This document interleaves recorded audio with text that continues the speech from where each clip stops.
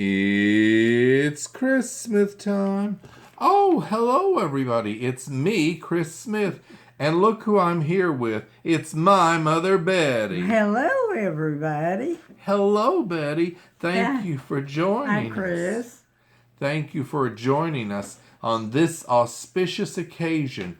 For you see, viewers, this is my 55th birthday. Celebration. Pre-taped. But this, if the world hasn't ended, this will air on September 20th, 2024. 2024. 24, yeah. Lord, don't get us to 2025 yet. We don't want you there yet, do we? Project 2025. It's going to destroy us all. But for now, it's still 2024. We're still here. Good times and bum times, I've seen them all, and my dear, I'm still here.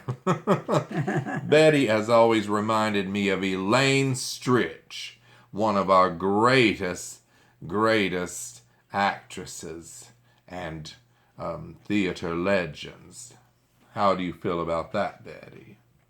I'm honored.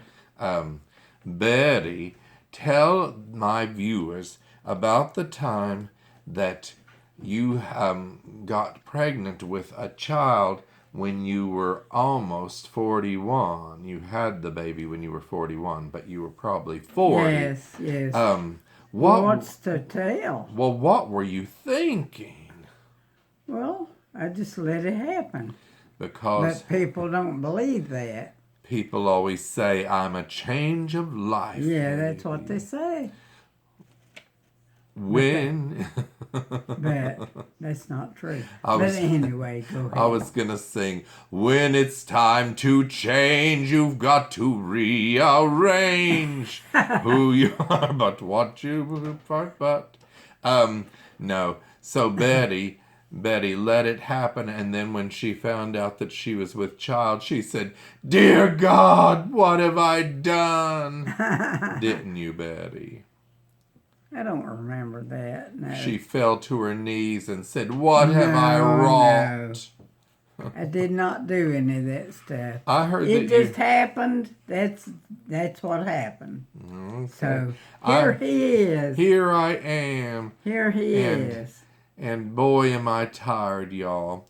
Now, there was an exciting story that used to go around about when you were already in hospital. Yeah. And some of the other family members tried to get to the hospital, probably my father. And was it both of my brothers or one?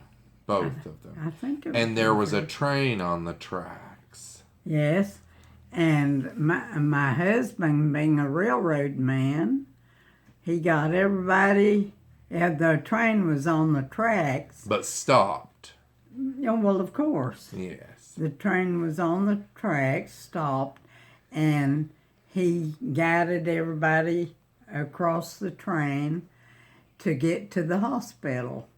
And I always thought they crawled under the train, but you're telling me that they climbed between the cars of the train. No. You know how the cars hooked together.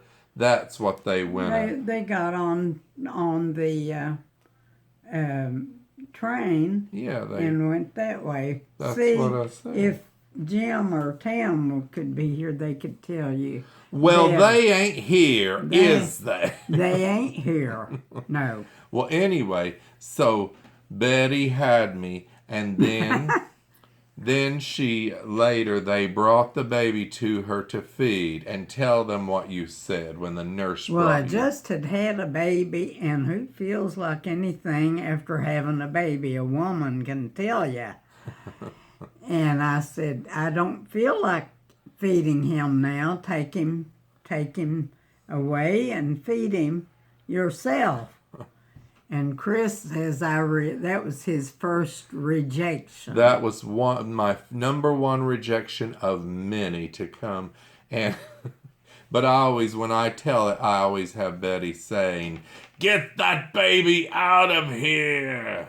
I don't feel like feeding him. I don't want to feed him.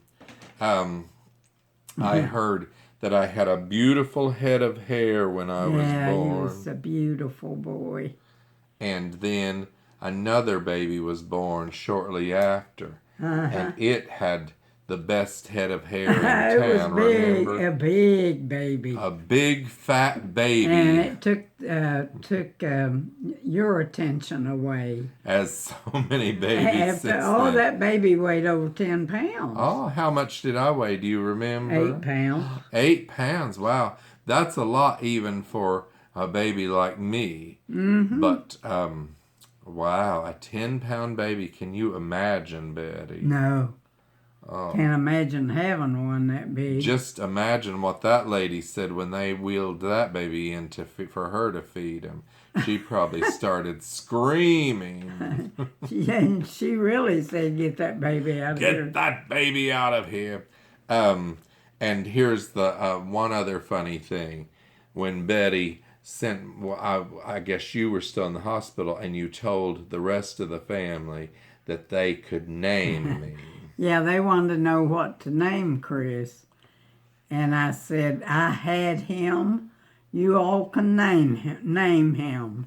So they came home and came up with what he has. Little Christopher Allen with one L and an A-N. You know, what's funny is the newspaper announcement about my birth spelled it A-L-L-E-N. Isn't that funny?